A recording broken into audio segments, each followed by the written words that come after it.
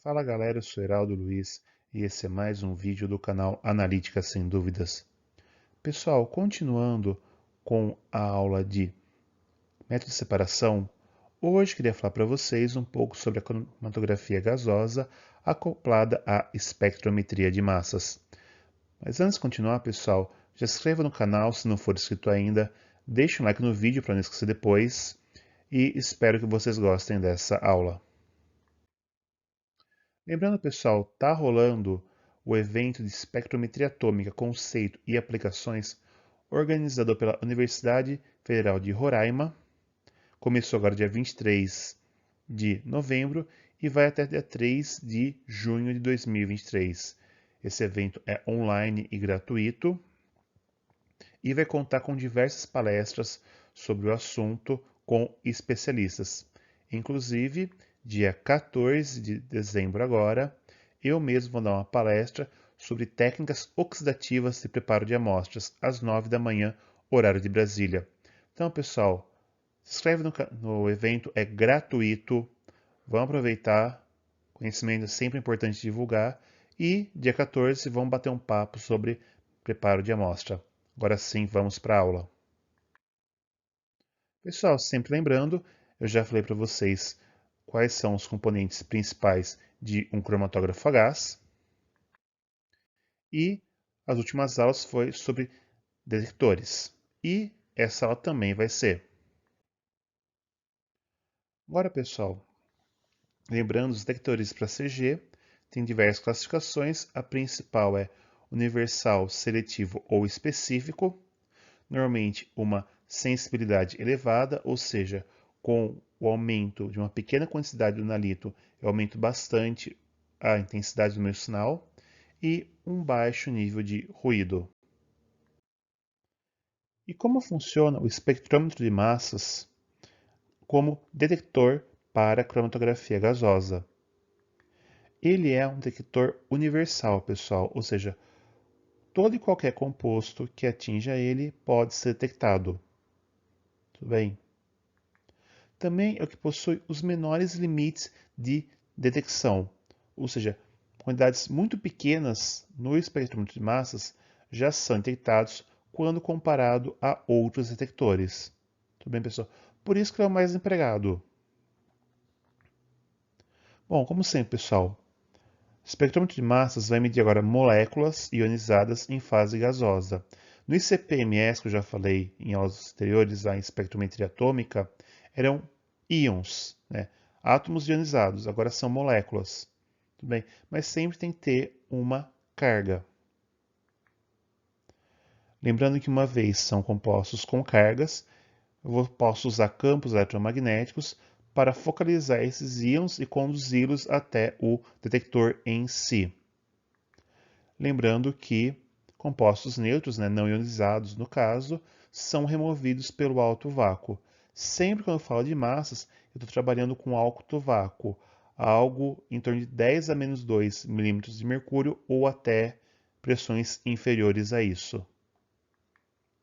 Ainda assim, pessoal, o espectrômetro de massas é o detector mais caro que pode ser empregado à cromatografia gasosa.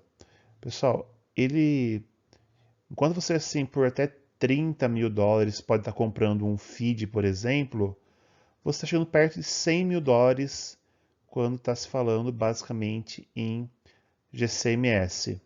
Tudo bem, pessoal? Mas não tem muita noção de preço, mas está em algo nessa ordem. É o detector mais caro, porque a eletrônica dele tem que ser mais fina por causa dos campos eletromagnéticos e também a necessidade do alto vácuo, que também encarece o equipamento. Aqui, pessoal, um complemento bem simples.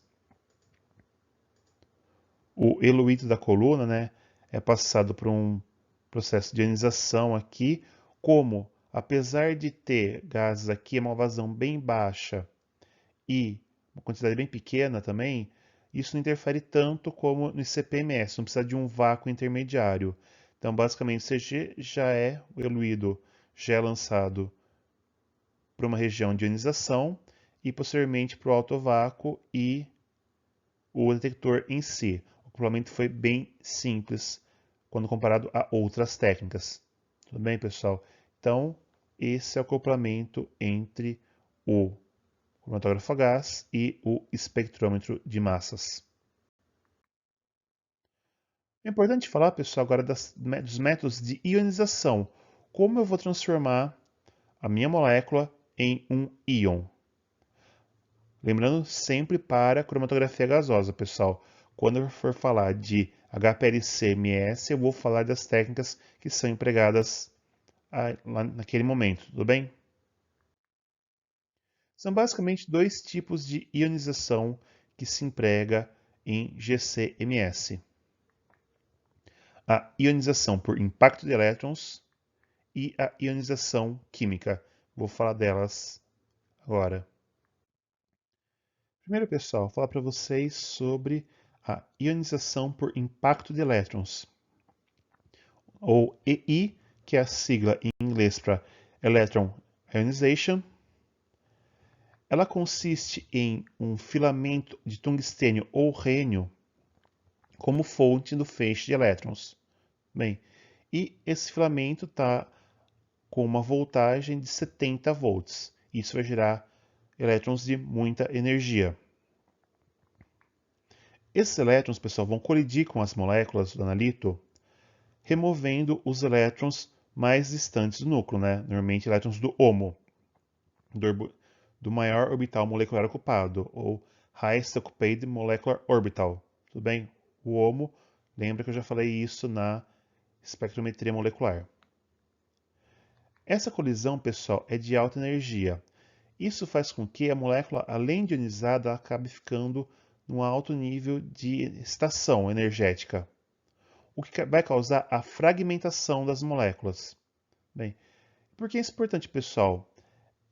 Essas fragmentações são específicas para cada molécula. Elas geram perfis específicos, não só dos tipos dos fragmentos formados, a massa do fragmento formado, como a intensidade, a abundância de cada um desses fragmentos. Tudo bem? Isso gera perfis únicos para moléculas, o que pode permitir a identificação.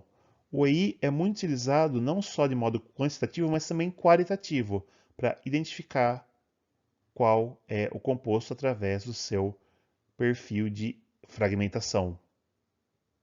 Tudo bem? Então, como funciona, pessoal? Basicamente, uma molécula genérica, como essa que eu estou representando, sofre o impacto de alta energia, o elétron é ejetado e fica a molécula ionizada com alta energia. Também vai estar um alto nível de excitação. Isso vai causar fragmentação. Como a molécula tem carga já, algum fragmento acaba ficando ionizado, não todos, tá, como eu representei aqui, mas pelo menos um vai ter carga, e uma razão, essa carga específica, que vai ajudar a identificar qual o composto. Tem aqui, pessoal, um espectro de massas feito por EI do heptano. Tudo bem, pessoal? Então, como é que funciona? Normalmente, a maior razão massa-carga que tem aqui a gente chama do íon molecular, ou seja, uma molécula sem nenhuma fragmentação, e aqui os tipos de fragmento. Então, se acontecer da molécula romper aqui, vai formar um íon de massa 43, que é esse aqui, que é o mais abundante, pessoal. Então, deve ser o mais estável termodinamicamente. Ó, o 71 quebra aqui esses 5 compostos aqui. Todos os mecanismos, pessoal, são bem específicos e bem conhecidos, tá? O legal do EI é que já existe um banco de dados. Então, eu tenho um composto conhecido, eu injeto por EI, o próprio banco de dados pode, através desses perfis de fragmentação, acabar identificando qual é o meu analito. Note também, pessoal, que sempre tem picos vicinais. É devido ao perfil isotópico, tá, pessoal? Então sempre vai ter, ou por deutério, ou por carbono 13, então vai ter picos vicinais sempre devido ao perfil isotópico dos elementos. Tudo bem, pessoal? Então, mas isso daqui, ó, permite a identificação, no caso, é o espectro padrão do heptano. Qualquer EI que eu fizer do heptano, eu vou obter esse espectro de massas. Tudo bem, pessoal? Então, é muito vantajoso, por isso é o mais empregado. Ele permite muita análise quantitativa, mas também qualitativa. Tudo bem, pessoal? Então, relação o que você precisa. Já a ionização química, pessoal, como ela funciona?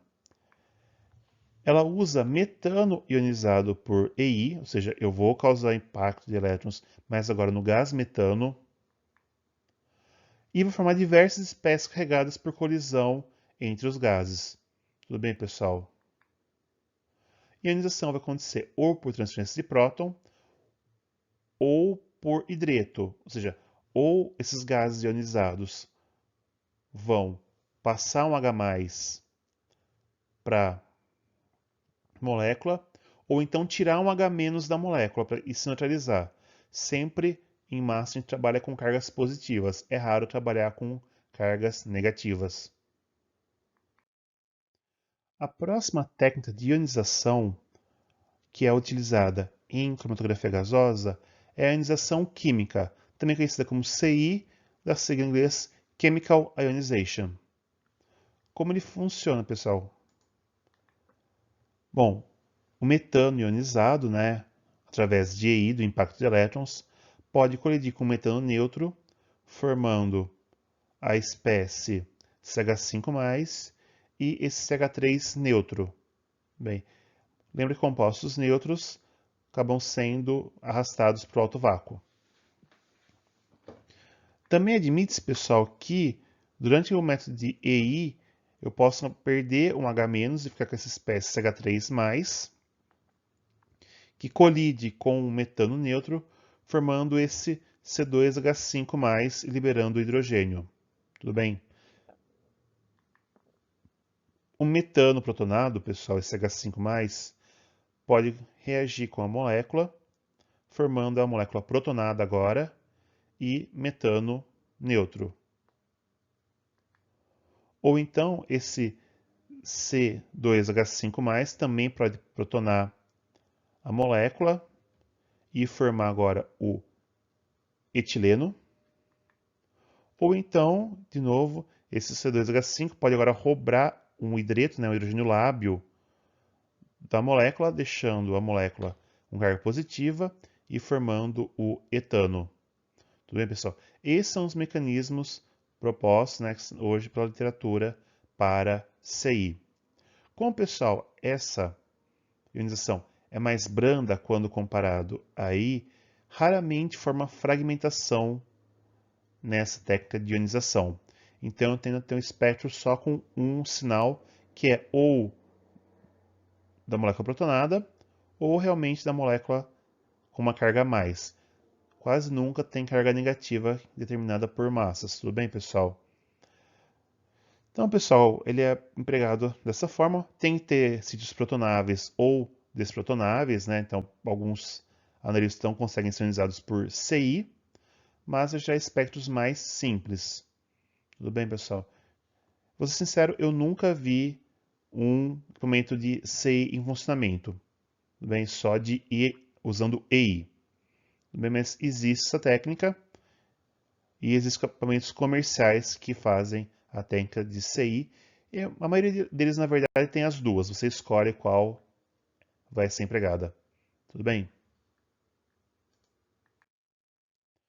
Agora, pessoal, o principal são os analisadores de massas. Tudo bem? Que são empregados no espectrômetro de massas acoplado ao cromatógrafo a gás. São 6 tipos de analisadores de massas que são empregados no espectrômetro de massas acoplados ao CG. É o quadrupolo, o triplo quadrupolo, o eletromagnético, o tempo de voo, o ion trap e o orbitrap. Tudo bem? Vamos falar de cada um deles. Na verdade, pessoal, o quadrupolo, o funcionamento dele é idêntico ao do ICP-MS, um quadrupolo. Tá? Então, vou deixar o link aqui na descrição. O funcionamento é idêntico. O eletromagnético é idêntico ao duplo setor magnético. também que usa no CPMS. Então, já expliquei o funcionamento. E o tempo de voo também é o mesmo tipo de funcionamento do CPMS. Então, pessoal, não vou repetir. Quer saber como funciona esses três analisadores de massas? O link vai estar aqui na descrição para CPMS. Agora, pessoal, como funciona o triplo quadrupolo? Bom, como o nome diz, são três quadrupolos em sequência. Tudo bem? O primeiro seleciona o íon matriz, como o funcionamento do quadrupolo que eu falei no CPMS, pessoal. Lembrando, qualquer coisa volta lá através do card aqui. Então, a diferença potencial seleciona uma razão mascar que passa pelo íon, as outras são eliminadas. O segundo é preenchido com gás de reação. Esse gás vai colidir com o íon, aumentando a energia desse íon, causando uma fragmentação secundária. O funcionamento, pessoal, é exatamente similar ao da célula de reação e colisão do CPMS, só que lá eu queria remover interferência, aqui eu quero fragmentar o meu íon primário. Tudo bem? E o terceiro separa os fragmentos formados no segundo quadrupolo. Tudo bem, pessoal?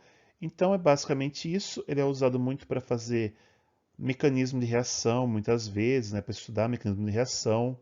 Pode ser usado também com CI, né, como CI não fragmenta, eu posso usar o triplo quadrupolo para forçar uma fragmentação e fazer o espectro de massas, tá, pessoal? Tem também o pentaquadrupolo, pessoal, mas vou ser sincero, acho que o único que existe foi o feito pelo inventor. Basicamente, eu nunca vi um comercial pentaquadrupolo. Também existe, daí o quarto quadrupolo fragmenta, o quinto separa. Tudo bem, pessoal? Mas triplo quadrupolo já existe comercialmente, tudo bem? Então, pessoal, vou deixar também aqui em cima o card para a célula de reação e colisão do CPMS, que é basicamente o segundo quadrupolo aqui, para causar uma fragmentação de íons. Tudo bem? O Ion Trap, pessoal, muitas vezes trazido como aprisionamento de íons ou armadilha de íons. Os íons ficam presos entre dois eletrodos, tá? Ou seja, entre o feixe de íons, acaba aprisionando esses íons. Eles vão ficar presos no movimento circular entre esses eletrodos. Então, pessoal, eu vou começar a fazer uma varredura da diferença potencial, né, da voltagem, e vai afetar na movimentação desses íons em função da razão massa-carga, estabilizando ou desestabilizando esse movimento circular. Conforme eu vou aumentando, então, o potencial, eu acabo ejetando os elétrons do ion trap e mandando para o detector em si. Tudo bem, pessoal? Então, eu vou varrendo o potencial, eu vou removendo uma razão massa-carga sequencialmente. Tudo bem, pessoal? Então, aqui é um esqueminha de um ion trap, tá? São eletrodos, normalmente são eletrodos em forma de anel. Aqui em cima também são eletrodos normalmente côncavos ou planos. Os íons entram aqui, ficam presos. De forma eu vou mudando a diferença potencial entre esses eletrodos. Eu vou mudando a órbita desses íons dentro da armadilha, né, dentro do ion trap, até o momento que uma determinada razão massa-carga vai atingir uma voltagem que vai ejetar eles, depois outras, sequencialmente aumentando a razão massa-carga. Tudo bem, pessoal? Então, esse é o funcionamento de um ion trap. Por fim, pessoal, o Orbitrap, né, que é um analisador mais recente, consiste em alguns íons circulando um eletrodo. Bem, então, ou seja, eles vão ficar circulando um eletrodo oco, na verdade, que fica no analisador de massas. E o movimento angular, né, ou seja, o raio de movimentação desse íon, né, é proporcional à razão massa-carga. Então, eu vou ter, na verdade, uma diferença potencial fixa aplicada. E essa movimentação vai causar um sinal transiente em outros dois eletrodos laterais. Tudo bem, pessoal? E o espectro de massas daí é formado por uma transformada de Fourier. Bem, então, normalmente o ion trap tem uma transformada de Fourier junto. Também, pessoal, é um dos mais recentes, mas eu nunca nem cheguei perto de um Orb Trap, tá? Então, pelo que me falam, é um dos mais sensíveis. O limite de detecção dele já está na ordem de femtograma. Então, pessoal, aqui é um Orb Trap, né? Os íons estão aqui no analisador, circulando, e esse movimento acaba causando interferência nos eletrodos aqui laterais e geram sinais assim, devido, né, à movimentação, e através de uma transformada de Fourier é formado o espectro de massas. Tudo bem, pessoal? Essa então foi a aula de hoje, pessoal, espero que tenham gostado. Pessoal, chegou até aqui, se inscreve no canal, deixa um like no vídeo, compartilha na rede social de vocês, ativem as notificações, isso ajuda bastante o crescimento do canal e também a divulgação. Lembrando, é de graça para vocês, não custa nada. Siga o canal na rede social Facebook, Twitter e Instagram. Lembrando, eu sou mais ativo no Instagram. Dúvidas, pessoal, podem ser ou deixadas nos comentários ou enviadas por e-mail, no e-mail que é semduvidas@gmail.com ou até mesmo através do Instagram.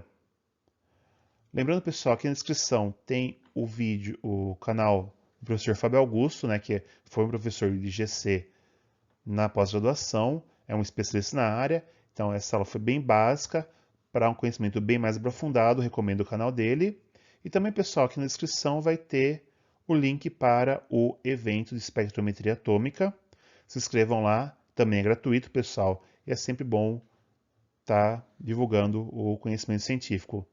Tudo por hoje, pessoal. Espero vocês na próxima. Até lá, valeu, tchau.